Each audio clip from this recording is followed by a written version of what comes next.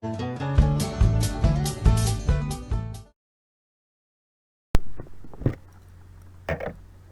CIS scholars, how are you all? I hope you all are good and enjoying this festive season. Am I right? I am Yogita Singh, your English educator. Scholars, in our previous video we started chapter 39 from grammar, that is comprehension, and we did one passage last time. So today we are going to continue the same lesson, but the passage will be different. Okay, so let's start second passage. Scholars, in last video I told you tips to solve questions of the comprehension or tips to solve questions of the passage. Okay, so according to that, first of all you have to read questions of this passage, and after reading that you have to read this passage carefully. This is the passage. The heading of this passage is the power of non-violence. Non-violence means when we are not fighting, we are not using abuse words for anyone, that can be called as non-violence. Okay, read the passage given below and answer the questions that follow. Okay, first you have to read the questions which are given in back, and you have to keep that questions in your mind, and then you have to start reading this passage. While reading this passage you have to keep your pencils along with you, and you have to mark hard words so that you can find the meaning of that hard words easily. Okay, Dr. Arun Gandhi, grandson of Mahatma Gandhi and founder of the M.K. Gandhi Institute for Non-Violence, in his June 9 lecture at the University of Puerto Rico, shared the following story. Okay, so who has shared this story here? The whole story was shared by Dr. Arun Gandhi. Who is Arun Gandhi? Arun Gandhi is the grandson of Mahatma Gandhi, and he is the founder of MK Gandhi Institute. MK Gandhi Institute, what is the full form of MK Gandhi? Mohandas Karamchand Gandhi. Okay, MK means Mohandas Karamchand Gandhi. On the name of his grandfather, he kept his institute name. And Arun Gandhi is the founder of MK Gandhi Institute. Okay, so he is telling us this story. He shared this story with us. I was 16 years old. Who is I here? Dr. Arun Gandhi. Okay, who is I here? Dr. Arun Gandhi. I was 16 years old and living with my parents at the institute my grandfather had founded 18 miles outside Durban, South Africa, in the middle of the sugar plantations. Okay, so he is telling about himself that he was 16 years old. At that time, what happened? At that time, there was one incident which taught him about non-violence very clearly, and he is sharing that incident with us. At that time he was 16 years old and he was living with his parents. He was living with his parents and in South Africa, in the middle of the outside outskirt, means not in South Africa but outside of Durban, South Africa. Durban is the name of a city. Okay, outside the Durban and in South Africa, in the middle of the sugar plantation. We were deep in the country and had no neighbors.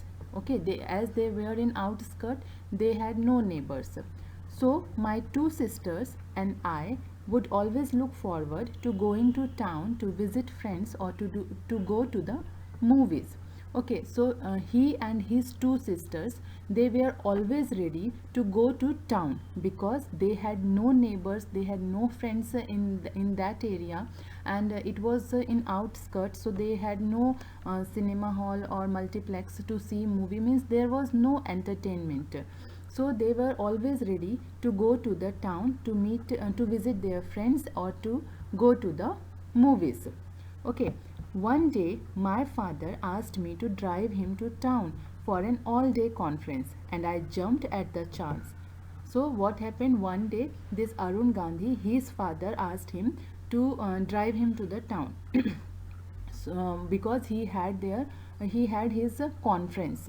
Who? His father, Arun Gandhi's father. He had one conference in town, so he asked him to drive him to the town. So he was he was ready. Who?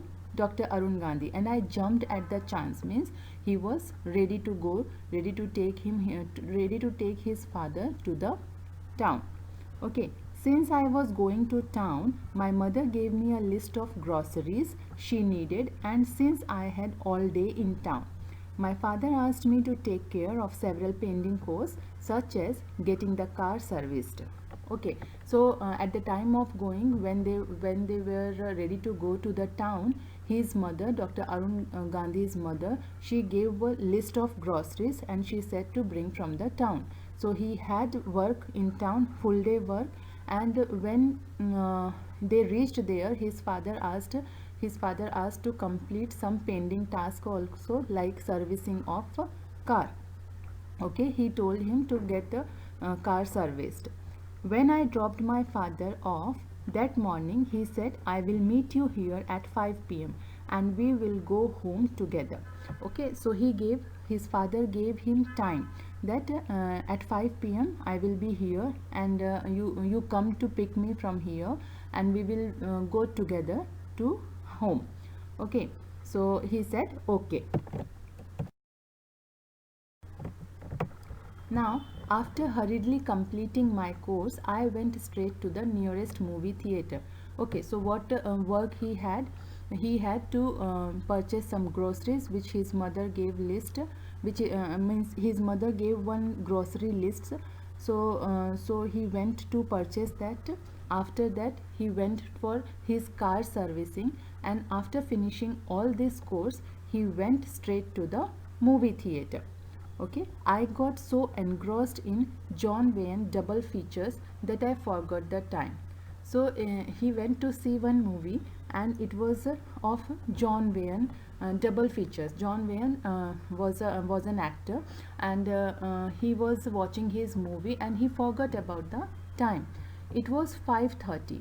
Before I remembered, by the time I ran to the garage and got the car and hurried to where my father was waiting for me, it was almost 6 o'clock.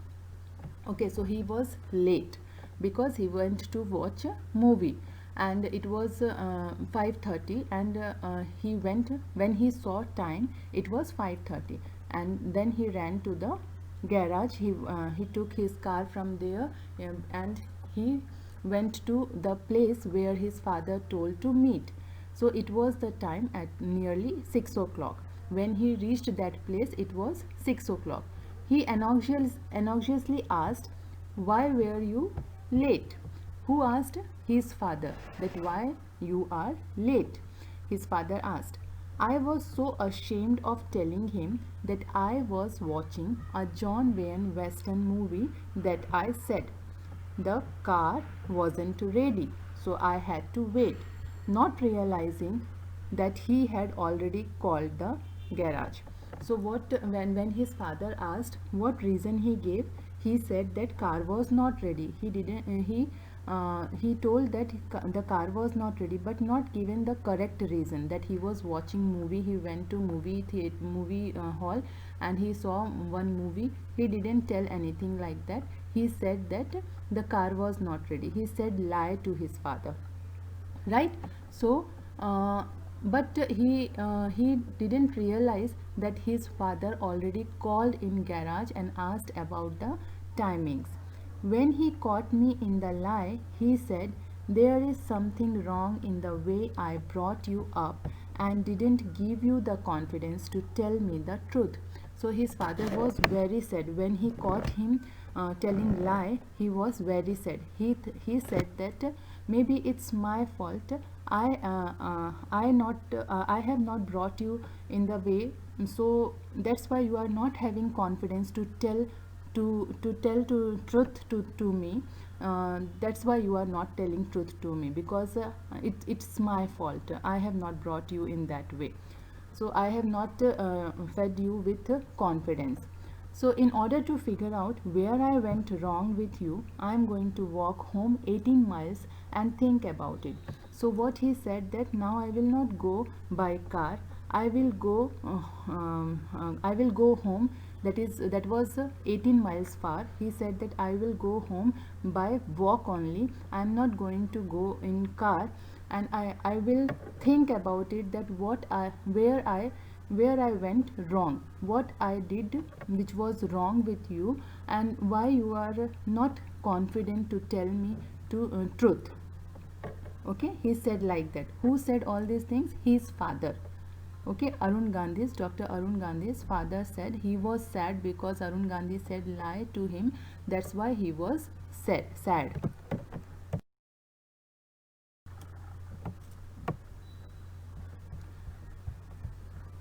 So dressed in his suit and dress shoes, he began to walk home in the dark on mostly unpaved, unlit roads. I couldn't leave him, so for 5.5 hours I drove behind him, watching my father go through his agony for a stupid lie that I uttered. Okay, so what happened? His father was well dressed because he went to attend one conference. His father was well dressed. He was in suit, and he was in well shoes also. So in that getup, he began to walk home.